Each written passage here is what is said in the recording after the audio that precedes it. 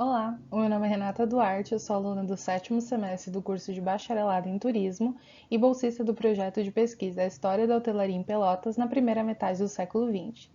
O presente trabalho se intitula Os Invisíveis, a presença de menores trabalhadores na hotelaria pelotense do século XX. Foi escrito por mim e orientado pela professora doutora Delina Miller.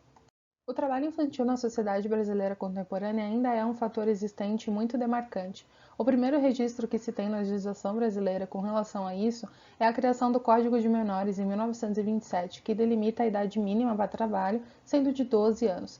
Outros pontos importantes na legislação trabalhista também corroboram para determinadas questões, como a criação da carteira de trabalho em 1932 e a consolidação das leis trabalhistas em 1943. Nesse sentido, esse trabalho tem como objetivo a análise de 3 processos trabalhistas sobre o trabalho de menores na hotelaria pelotense.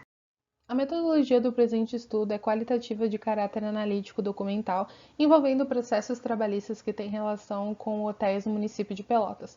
Os processos e fotografias foram retiradas do Núcleo de Documentação Histórica da UFPEL e tem como base de estudo 3 processos trabalhistas envolvendo menores de idade como reclamantes, sendo eles, como parte reclamada, 2 do Hotel América, em 1948, e um da Lavanderia Grande Hotel, em 1963.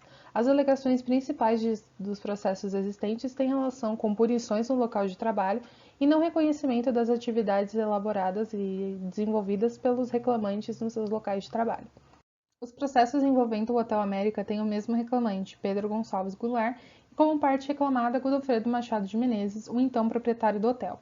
Na documentação, o reclamante alega ter sido o porteiro do hotel e que teve que considerar o contrato de trabalho rompido, pois o empregador o tratava com rigor excessivo e não cumpria com as obrigações contratuais. Nisso, ele pleiteia o pagamento do aviso prévio, horas extras e a demissão por injusta causa, tendo ao seu lado a defesa do advogado Antônio Ferreira Martins, um dos principais nomes na luta pelos direitos dos trabalhadores em Pelotas. No julgamento, 2 pontos foram muito importantes para a determinação da reclamação como procedente ou improcedente. O Pedro apresentou a sua carteira de trabalho com a assinatura do antigo proprietário do Hotel América, anterior ao Godofredo. Já Menezes apresentou o livro de registro dos funcionários, em que constava o nome da relação de todos os funcionários, menos o de Pedro.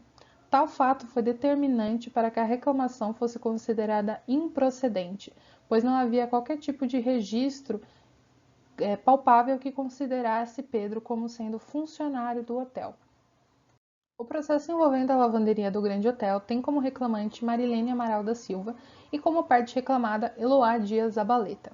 Ao longo da documentação, é possível identificar que a reclamante trabalhava na seção de botões e que foi demitida sem justa causa, pleiteando assim o pagamento do aviso prévio, indenização, férias e 13º. A partir do relato das testemunhas, é possível identificar que a reclamante sofria muitas punições, sendo severas, e castigo por recusa de trabalho extra, muitas vezes sendo submetida a determinados tipos de trabalho pesado. Com relação a isso, e por apresentar alguns fatores referentes aos direitos trabalhistas, pelo seu advogado não identificado ao longo do processo, a reclamação foi considerada procedente. A partir dos processos analisados, é possível identificar que eles são importantes fontes de pesquisa histórica e documental, e que a mudança nos direitos trabalhistas ao longo dos anos, com a criação da CLT, do Código de Menores, da Carteira de Trabalho, teve um impacto muito importante na luta pelos direitos desses menores na história, principalmente nos direitos trabalhistas, e que nesse sentido torna-se fundamental dar continuidade aos estudos sobre a temática, de forma a evidenciar essas narrativas existentes ao longo da história e que muitas vezes são silenciadas. Agradeço por assistirem, essas são minhas referências. Obrigada!